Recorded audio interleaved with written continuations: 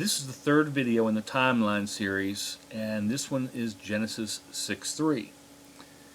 This one actually is one of my favorite timeline videos. It's real simple to walk through, and again, it's very telling in where we are in life right now. So that being said, let's start with the actual point of this thing, Genesis 6:3. Now this is before Noah built the ark. Genesis 6 is talking about Noah doing the ark. Genesis 6:3 says, "Then the Lord said, My spirit will not contend with humans forever, for they are mortal. Their days will be 120 years. Now, in churchianity, they've said, well, people can't live past 120 years old. Now, I guess the church is blind, and we know that they're blind, because everybody after that point lived well over 120 years old. So either the interpretation is pathetically wrong, or God can't count. And since I know my God can count, I know that their interpretation, like everything that comes out of churchianity, is garbage. So, let's walk this through. Okay? If it is in fact a limitation of years, and again, we're going to walk through here very shortly, and listing all the people there, at that point in time thereafter. But Genesis 9:28, after the flood, Noah lives 350 years. Well, if he's locked it into 120, why is he at 350? It doesn't make any sense. Abraham lives to 175. That's Genesis 25:7. You've got Isaac's up to 180. All these people, and everybody before, everybody from Shem all the way to Abraham was over 175. Every single one of them. And you have a couple in there that are pushing over 400 years. So it makes absolutely no sense to think, oh, that's a limitation on our life. Now, let's also look to things in the future. Isaiah 65:20 says that during the Millennial Reign, a youth will die at 100. You're cursed if you die at 100. So it doesn't work because it's a limitation. But what it does work for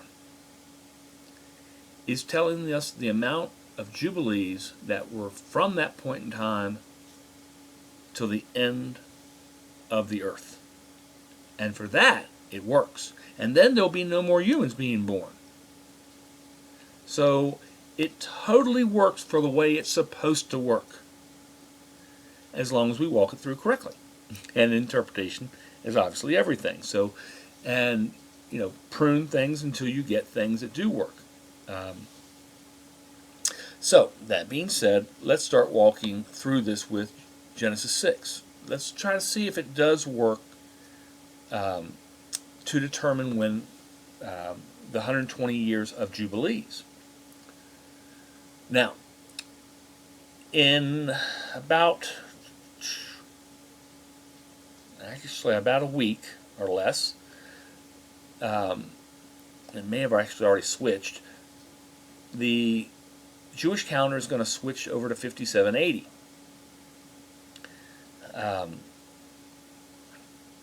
And so that's our starting point, is the year 5780. Then we look for errors, and we do subtraction, because again, the year 5780 will include the time from Adam to the flood. Well, that doesn't work, because he said from the flood it was 120. So we have to get rid of that section there, and so to move forward. Now, it also includes things that are going to be in the future. It includes obviously the Millennial Reign, because we know that there are children being born during that time.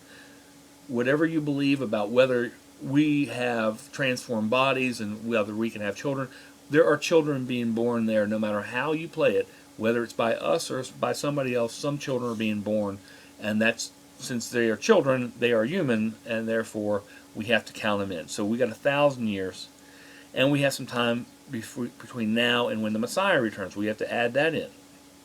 So let's kind of work this through. Now again, the starting point is 5780. So let's try to figure out when the flood occurred. Now, I can kind of do it quickly because I don't know that most people really like the math as much as I do. But if we use our current translation, which is where the Jewish have the 5780, if they were using another translation, they'd probably have a different year. But they have 5780, and the flood occurred in 1656. Now, again, I can walk it through. It's all from Genesis 5, and then the last verse will be Genesis 7:6. That's because the flood started when Noah was 600, so we add 600 to it. But I'm going to do most of this on just by typing it in here so people don't have to play with the math. If you just want to skip ahead 10 seconds, it's 1656 for the flood under the current Bible, which is Adam begetting Seth at 130, Enosh at 105, Kenan at 90, Malachi at 70, Jared at 65, Enoch at 162, Methuselah at 65, Lamech at 187, Noah at 182, and of course we add the 600 there. Adding all those up, we get 1,656. So 5780 minus 1656. Now, one of the issues there is we then have to go back, and again, we're going to add to that 1,000 years.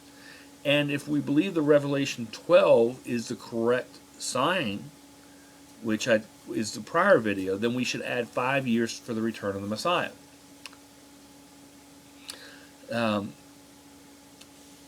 Now, from there, we look for the other issue of the major error. And that's going to be in Genesis 11. Genesis 11, in our current Bible translation, is horrific, because they have specifically tried to exclude dates and change the Bible. So let's look at that, okay? Genesis 11:10, and we have 3 Bible translations. We have the Samaritan Pentateuch, which is the oldest, which was 350 years before the Messiah. We have, I think I said Samaritan Pentateuch, the Greek Septuagint, which is 300 years before the Messiah, and then we have our current translation, which is 1,009 years A.D., 1,000 years after the Messiah. The last one is the Leningrad Codex of the Hebrew Masoretic text, and I don't care what translation you have of your Bible, it is off the Leningrad Codex. And it's 1,000 years after, so it's just not going to be accurate, and we can see it here. They've actually tried to exclude the Messiah from that Bible many times and many verses. If you go back to the earlier translations, you'll see what they've done to try to get rid of the Messiah. Now, in Genesis 11:10, all versions, all 3 of these Bibles, agree that Shem was 100 when he begat Arphaxad. But in the Greek and the Samaritan version, Arphaxad was 135 when he begat Canaan. In your current translation, 11:12, Arphaxad was 35 when he begat Canaan, so 100 years is missing. In Genesis 11:13, the Greek and Samaritan agree that Canaan was 130 when he begat Selah. Your current Bible translation says 30, so another 100 years. That's 200 years. Genesis 11:14, the Greek and the Samaritan both agree that Selah was 130 when he begat Eber. Your current translation says he was 30, so another 100 years missing. Genesis 11:16, Greek and Samaritan agree Eber was 134 when he begat Phaleg. Your current says he was 34, so another 100 years. We're at 400 years missing. Genesis 11:18, Greek and Samaritan, Phaleg was 130 when he begat Ragal. Your current says he was 30, another 100 years missing. Genesis 11:20, Greek and Samaritan, Ragal was 132 when he begat Saruk. Your current says he was 32 when he begat Saruk, another 100 years missing. Genesis 11:22, Greek and Samaritan, Saruk was 130 when he begat Nahor. Your current says he was 30, so another 100 years missing. So we are at 700 years missing, no questions about it. Okay? But the only issue here is now we have a variance in the Bible translations. In Genesis 11:24, in the Samaritan, Nahor was 79. Your current says he was 29, so that's 50 years missing. So 750 years missing. But the Greek says he was 179, which will be 150 years missing, which is 850 years missing. So it's either 750 years or 850 years. I'm going to go with the earlier translation being the more accurate and say it's 750 years. Okay? Now, if we then do our math and we take 5780 and we add 1,000 years to the millennial reign and 5 years for the return of the Messiah, minus 1656, plus, and then add to it the 750 years they deleted from Genesis 11, we get 5879. Now, if you take 5879 and divide by 49, you get 119.975, or sorry, 119.97959. One more year gets to 120. But it's not that way. There's actually another thing we have to do for the math, and actually two more things. One, the Hebrew calendar never starts with 0, it starts with 1, which means the 119.97959 is actually 120.97959. If he lets one more year go by, he violates it because it'd be 121 Jubilees. So that doesn't work. Now, one of the other things you'll look at is in Leviticus 25, 8, and 10. When you count the Jubilee, the first year is 50. The remainder at 49. So we then get to take a year off. But the problem is, who told the Jews they could start the calendar in September and not Aviv? Because we know from Exodus, the month of Aviv is the very first month for you.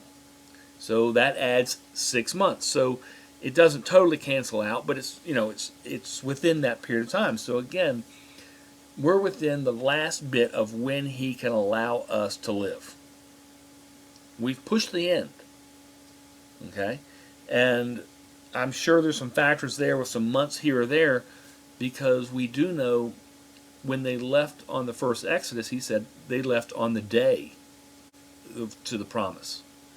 So we're going to basically be on that last little bit of when we leave and when everything returns.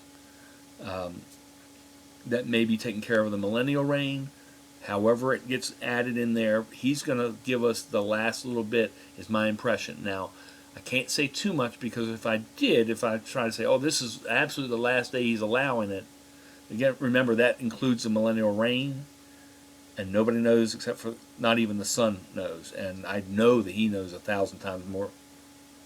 That's giving me way too much credit. His knowledge is not even comparable to anyone. All humans combined are not comparable to 1% of what he knows. It's not even close. I mean, he's way beyond that. So, again, if you look at Genesis and you look at Jubilees, it looks like he has given us the last little bit of what he can.